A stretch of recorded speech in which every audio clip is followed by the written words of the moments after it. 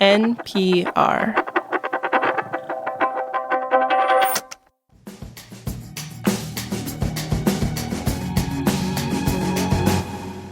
On the Upper West Side of Manhattan, there's a big brick building that offers clues about how to bring down homelessness. This building is 7 stories tall and really wide. It takes up the whole block length.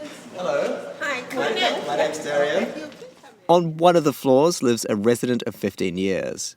My name is Vera Hill. And I'm not going to ask you how old you are. I don't mind telling how old I am. I'm 77. In Vera's room, there's a sofa, a recliner, a widescreen TV, and lots of photos on the walls. My brother, my sisters. That's my mom over the clock. There's also an artwork that says, in all capital letters, fierce. Oh, that was given to me by one of the kids. I'm fierce. Her space doesn't have it all, though. I would love to have an apartment with a kitchen. You have to share a bathroom? Yes. Yes.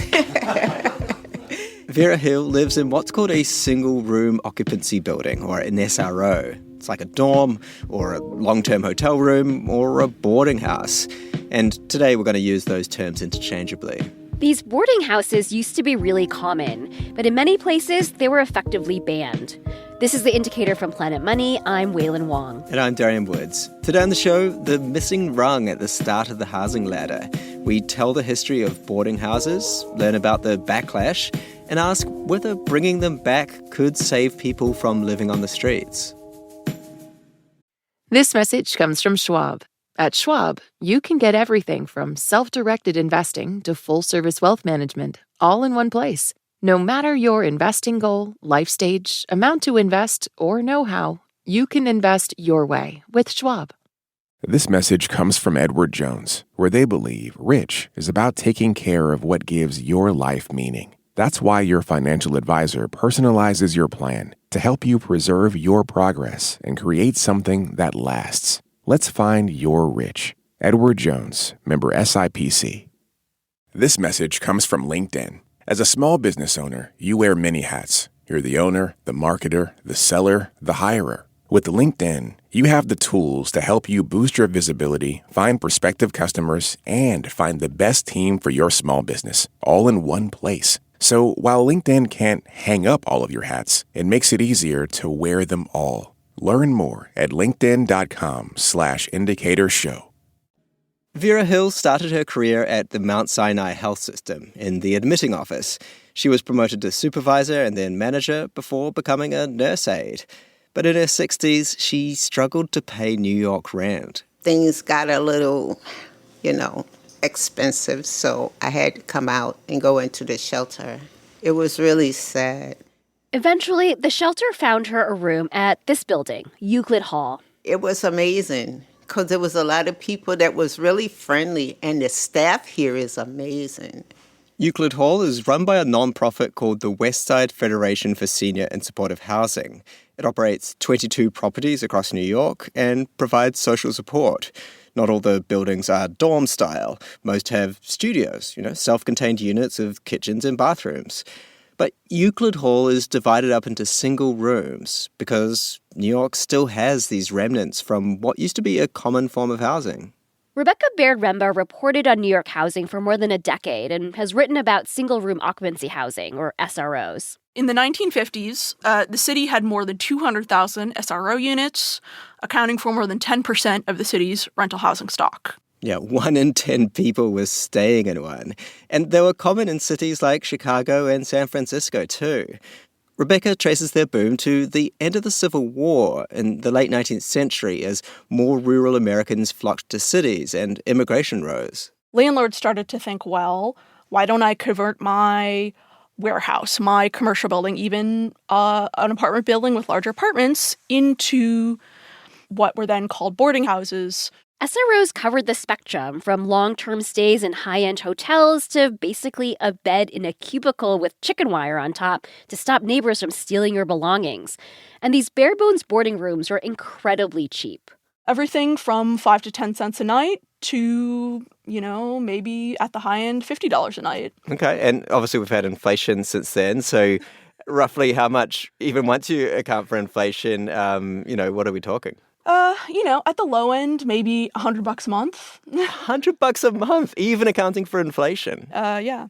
Now, to be clear, paying $100 a month in today's dollars did not get you a cozy, clean place like Euclid Hall. This is more a chicken wire cubicle situation. By the 50s, many of these SRO units, SRO buildings, were getting pretty run down.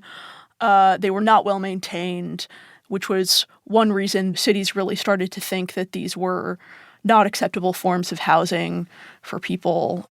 There was a sense among some that the buildings themselves were causing outcomes like disease, theft, and violence. And so under the guise of urban renewal, lawmakers acted. Cities gave incentives to landlords to convert their buildings. They wrote increasingly stringent housing regulations for sunlight, heating, fire safety, and minimum unit sizes.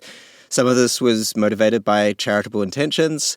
Some was not in my backyard pressure. Some, as critics of urban renewal have emphasized, was classism and racism. Whatever the cause, this contributed to a wave of boarding house destruction. A lot of landlords decided it was more profitable to convert their buildings into something different.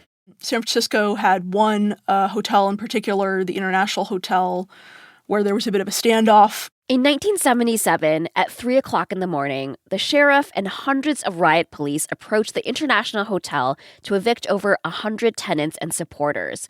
It housed mostly elderly Filipino and Chinese people. More than 2,000 protesters tried to stop the evictions. This period was the height of boarding house destruction. The 1970s saw 1 million rooms eliminated or converted to other uses. But the evictions at the International Hotel led to a congressional report released months later. The report talked about how SRO closures had contributed to a rise in homelessness. Still, there were other forces brewing around the same time. You had the deinstitutionalization of psychiatric facilities, the federal government delegating responsibility for mental health care to state and city level. But Rebecca Baird-Rember thinks that the loss of SROs was a big driver of America's growing homelessness. About half of men entering homeless shelters in New York City in the 1980s said they had previously lived in SROs. Around that time, there was a rethinking about what urban renewal really meant. Policymakers started to think, well, what did we do wrong? And one thing that was very clear is that they had encouraged the destruction of this extremely cheap form of housing that people had previously been able to live in and live independently and safely in a way that they were not able to do in the shelter system. Rebecca says that recent efforts by local policymakers to bring back single-room occupancy accommodation have been fairly piecemeal and ineffective. She points to zoning changes in Washington state and Oregon that have been among the strongest moves to legalize building new SROs. The mayor of New York, Zoran Mamdani, just released a housing plan in May that promised to pass legislation to bring back more shared housing. Rebecca's research shows that if SRO construction had grown at the same pace as other housing in the U.S., and those million SROs had not been eliminated, there would be 2.5 million more rooms today, far above the homeless population. Paul Freitag runs the Westside Federation for Senior and Supportive Housing. That's the organization that operates the building that Vera Hill lives in. Paul is supportive of allowing more boarding houses, especially for middle-aged and younger people. It can be built inexpensively. I think for a lot of them, they would look to live in an SRO for a shorter period of time. It really would be something where they might live for a few years as they're getting established. That said, he doesn't want to gloss over their drawbacks. It is a challenging environment in which to age, that as you age, you now need different medical equipment. You might need a special bed. You need walkers. You might have a home health care attendant that comes in and helps you. You might be wrestling with incontinence. These are all things that are challenging to do in a dense environment that you have in an SRO. Furthermore, our residents, are very prone to communicable diseases, and we really saw that in COVID, but we see it every year with the flu. And so it's not really necessarily the best setting in which to age in. Even so, Vera Hill, the 77-year-old former health worker, is happy in hers. I don't have bad things about living here. Because it's more than a boarding house. Today, SROs still run the gamut from cubicle beds with negligent landlords to luxury hotels. Vera lives in supported living that happens to have single rooms. Help is always available to Vera, even if she wants to return the favor a lot. I'm a helper. I go downstairs sometime and I go to the offices and ask if they need my help. They always tell me, Vera, go sit down. Now's your time to be helped. Yes, I am a helper. I like helping people. This episode was produced by Julia Ritchie with engineering by Travis Hagen. It was fact-checked by Vito Emanuel. Kate Concannon edits the show, and The Indicator is a production of NPR. This message comes from Integrative Therapeutics, makers of Cortisol Manager. Daily stressors come and go, and heightened stress can affect sleep and focus. Cortisol Manager helps support a healthy response to everyday stress. Available at Amazon.com. Use code STRESS2026 for 20% off. These statements have not been evaluated by the Food and Drug Administration. This product is not intended to diagnose, treat, cure, or prevent any disease.